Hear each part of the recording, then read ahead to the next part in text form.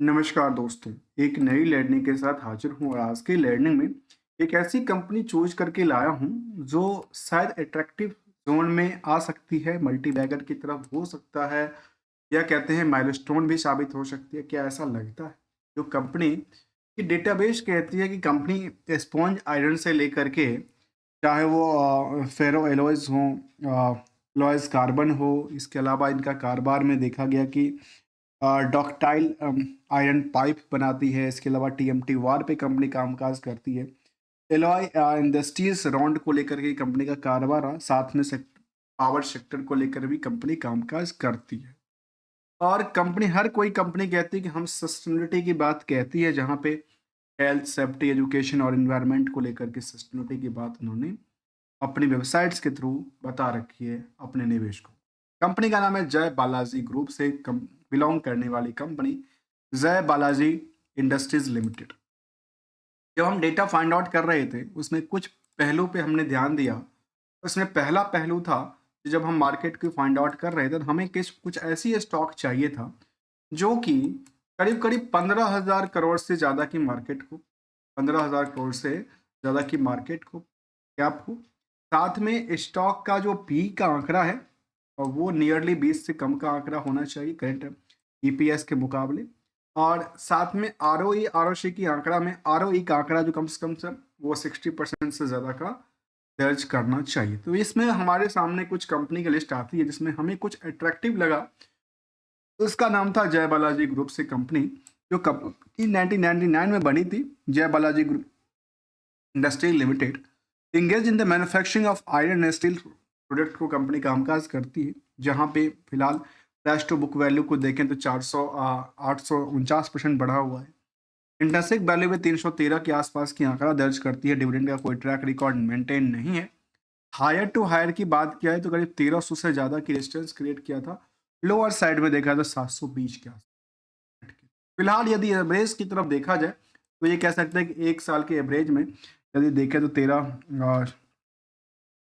13 शायद 20 और सिंपल समझा जाए तो करीब ये 1000 के नीचे, अर्थात मार्केट इसका ट्रेंड में क्या है, ये डाउन ट्रेंड में मार्केट में दिख रही है अभी भी।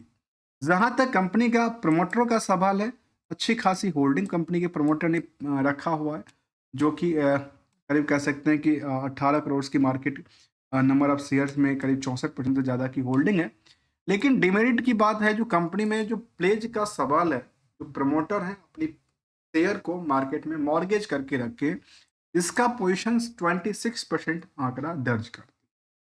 जहां तक इंडस्ट्रियल की पी का सवाल है, उसके स्टॉक पी का, तो उसमें नियर अबाउट सेम का आंकड़ा कहती है, 10% के आसपास की गैपिंग की बात कहती है। और यहाँ से 10% गैपिंग का मतलब ये होगा, इसके मुताबिक यदि 10% मार्केट फुल बैक करती है तो शायद कह सकते हैं कि 1000 रुपये तक की प्राइस में फिलहाल के लिए जा सकती है, ऐसा दिखता है। एक्चुअली ट्रेंड क्या बनता है ये तो चार्ट लेवल बताएगी, आखिर किस हिसाब से ट्रेंड कहाँ से कहाँ गई थी, कहाँ से कहाँ लुढ़की थी। जहाँ तक कंपनी में डेट इक्विटी का सवाल है तो काफ़ी कम का नंबर कहता है, लेकिन करंट रेशियो का नंबर थोड़ा सा ज़्यादा है, 1.21 का। और साथ में कुछ नंबर को हम हाईलाइट करते हैं जिसमें खास करके कहते हैं कि रिस्क फ्री है। कि मैं ऐसा क्यों कह रहा हूँ रिस्क फ्री को लेकर के, कि मानते हैं जो कंपनी ने 100 रुपये की प्रॉफिट बुकिंग किया तो ये दावा करती है कि हमारे पास मार्केट में केवल 35 रुपये ही उधार में पड़े थे, जो उधार हमारे पास कुछ दिनों में मिल जाए। तो इनका ये जो है रिस्क फैक्टर को दर्ज कर। यदि वेबसाइट्स की माने तो क्रिएटिंग ए बेटर टुमारो और टुडे की बात कहती है। सारी कंपनी अपनी यही डेटाबेस सामने करती है, रखती भी है। जहाँ तक कुछ पीरियड का सवाल है, फाइनेंशियल से लेकर के और मार्केट तक की ट्रेंड का सवाल है, तो ट्रेंड के सवाल को हम पहले देखें तो ये कह सकते हैं कि पिछले 1 महीने की ट्रेंडिंग में इसका स्टॉक प्राइस में ये दर्ज करती है कि लगातार अप डाउन के सिचुएशन में कह सकते हैं कि अभी 1 महीने के सबसे न्यूनतम जो लेवल था, घटी हुई लेवल, लो प्राइस की बात किया जाए तो वहां तक आके अटकने की कोशिश में है। और पिछले कुछ दिनों से ट्रेंडिंग इसका लगातार ट्रेंडिंग डाउन ट्रेंडिंग ही दर्ज करती जाती है। यहाँ पे फिलहाल सस्टेनेबिलिटी की बात तो देखने को नज़र नहीं आई है। लेकिन ओवरऑल यदि 3 महीने के चार्ट को देखें, उससे पहले के चार्ट को देखें, तो चाहे 1 साल के चार्ट को देखें, तो ऐसा दर्ज दर्ज करते हैं कि कंपनी अप डाउन के सिचुएशन में काफ़ी ज़्यादा स्टॉक प्राइस में लाइफ टाइम की तरफ देखा है तो करीब 1300 के आसपास आंकड़ा गया था। बॉटम में देखा है तो बॉटम में स्टॉक में काफ़ी सारा सपोर्टिंग लाइन इनके पास था और सपोर्टिंग से भी खसकता नजर आया था, जो कि 800 850 के आसपास की बात जोन की बात कहती है।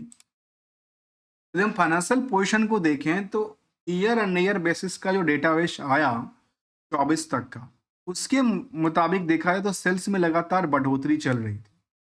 जो नेटवर्थ था, नेटवर्थ लगातार नुकसान चल रही थी, नेगेटिव से पॉजिटिव कन्वर्ट होती है, तो ये इनको एक क्या करती है, एक पॉजिटिव वेव दोहराती है।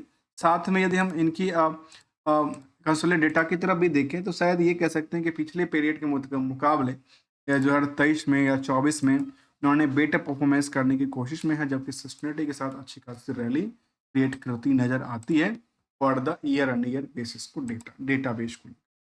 वैसे ही डेटाबेस यदि क्वार्टरली डेटाबेस को जाने हैं फाइनेंशियल को, तो इसके मुकाबले ये कहते हैं कि अप डाउन के सिचुएशन में वाई की मुताबिक न्यूट्रल रहा है, लेकिन नेट इनकम सोर्स में देखा गया करीब 24% से ज़्यादा की डिक्लाइनिंग मोड देखने को मिला है। तो ओवरऑल हम कई बार ये देखते हैं कि कंपनी के बिजनेस मॉडल को देखना है, बिजनेस मॉडल पर सेल्स का आंकड़ा क्या लगातार बेटर कर रही है कि नहीं कर रही है, प्रॉफिट का परसेंटेज बेटर कर रही है कि नहीं कर रही है, साथ में क्या मार्केट की उसके बेसिस पे मार्केट में उधार भी तो नहीं है, या प्रॉफिट को ऐसी बात नहीं कि दबाने के लिए डेट्स टू इक्विटी रेशियो जो है, जो उसको कर्ज की बातें कहती है, इंटरेस्ट की बर्डन ज़्यादा बनती नजर आती है। इन सभी पहलुओं के ध्यान देने की कोशिश करते हैं, एक एक पहलू को खोलते हैं, जहाँ पे लास्ट 12 महीने की डेटाबेस कहती है जो यहाँ पे कंपनी के पास जो रिकॉर्ड फ्रेम बातें है वो करीब 6,600 करोड़ के आसपास की बातें कहती है।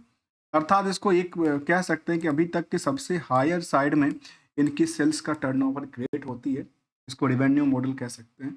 जबकि प्रॉफिटेबिलिटी की बात किया जाए तो कुछ कुछ लगातार कुछ पीरियड में कंपनी 2013 से लेकर के और लगातार कंपनी 2021 तक लगातार नुकसान झेल रही थी, लेकिन अब जाके कंपनी लगातार बेटर परफॉर्मेंस करती नजर आती है। लास्ट 12 महीने में करीब 870 करोड़ की प्रॉफिटेबिलिटी बुक करती है, जबकि ऑपरेटिंग जो प्रॉफिट था उसमें भी लगातार वृद्धि दर्ज किया है। इसके अलावा की बात किया जाए तो ये भी कह सकते हैं कंपनी में quarter on quarter basis data को लेकर के जो सबसे ज्यादा तो उनका रैली नहीं था, लेकिन अप डाउन के सिचुएशन में सस्टेन कर रही है सेम रेंज में, खास करके 1500 से लेकर के 1800 करोड़ के आसपास की डेटाबेस को लेकर के, जहां पे प्रॉफिटेबिलिटी भी लगातार क्वार्टर क्वार्टर बेसिस पे लास्ट 3-4 सालों से बनाती आ रही है इनके लिए। जबकि इंटरेस्ट की बर्डन को हमेशा कहते हैं कि कंपनी के पास इंटरेस्ट की बर्डन उतना होना चाहिए जितना कि अदर सोर्स ऑफ इनकम से पैसे कमा पाती है कंपनी। वो एक क्या होती है, वो एडजस्टेबल हो जाए तो शायद जो बर्डन बनती है प्रॉफिट को लेकर के वो दायर नहीं करती।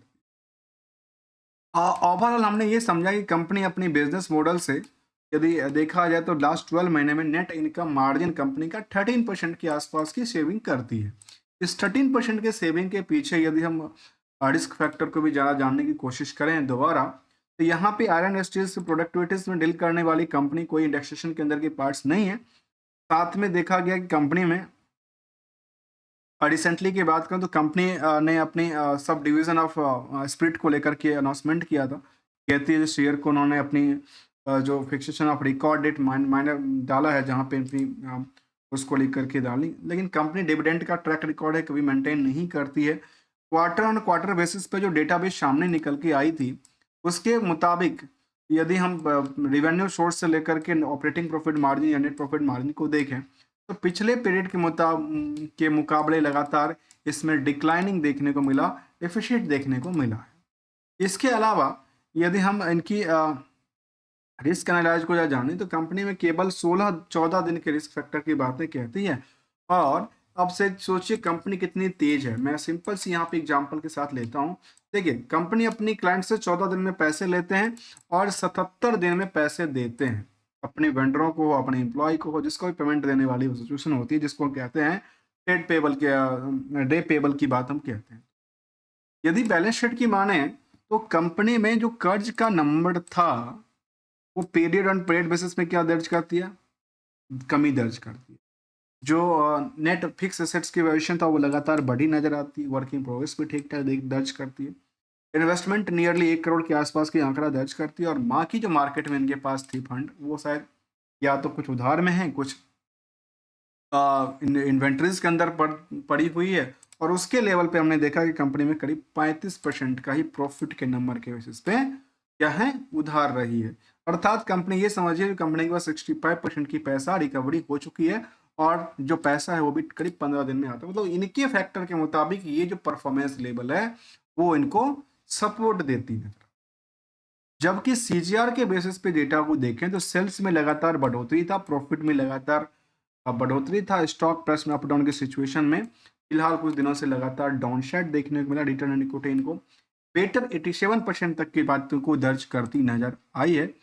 और निवेशकों का इंटरेस्ट जाना जाए, उससे पहले पेयर्स के मुकाबले यदि करते हैं, जहाँ पे जीएसडब्ल्यू स्टील हो, टाटा स्टील जैसी कंपनी शामिल है, उसमें जय बालाजी इंडस्ट्रीज जो स्टील आयरन स्टील में डील करती है, उनमें निवेशकों का इंटरेस्ट अभी भी पूरा का पूरा खाली है। मार्केट क्या है, पूरे के पूरे खाली है। अर्थात 18 गुने की मार्केट है अर्निंग पर शेयर के मुताबिक। बाकी कंपनियों में काफी ज्यादा क्राउड बनी हुई है। निवेशकों का देखा है तो कंपनी में 25 से 30 हजार निवेशकों का लिस्ट कहता है।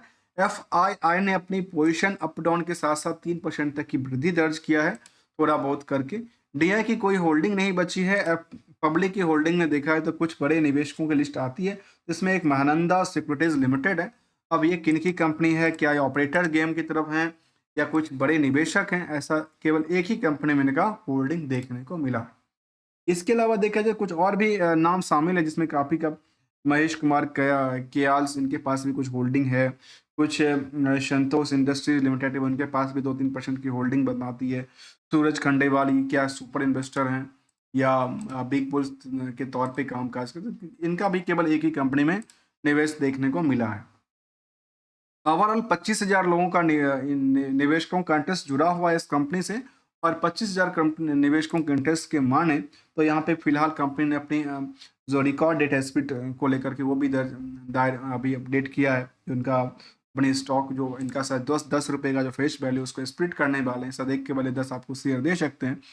और इसके अलावा यदि हम कंक्लूजन की तरफ चलें तो कुछ इनको फेवरेबल बातें भी सामने रखती है, कुछ इनफेवरेबल भी रखती है, जिसमें खास करके बुक मुझे लगता है कि इनको कट करना चाहिए कोई।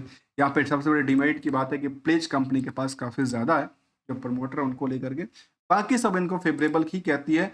और यदि कंपनी की काम धंधा चलता रहा तो शायद बेटर परफॉर्मेंस कर सकती है। जहाँ तक पिछले कुछ सालों का ही परफॉर्मेंस लेवल को देखा जाए तो कह सकते हैं कि 2 साल से लेकर के 10 सालों के दौरान में कंपनी ने 1500% से लेकर के 6000% तक की रैली क्रिएट रही है, डिमांड में रही है, लगातार डिमांड में रही है। और अभी का सिचुएशन में देखने को ये मिली, जो कंपनी मैक्सिमम टाइम फ्रेम के मुताबिक हम देखें तो क्या यहाँ पे जो ट्रेंडिंग है वो ट्रेंडिंग क्या चेंज होती नजर आई थी। तो कहती है ट्रेंडिंग चेंज उतनी बड़ी नहीं हुआ है, क्योंकि इससे पहले भी मार्केट ने अप डाउन का सिचुएशन देखा है।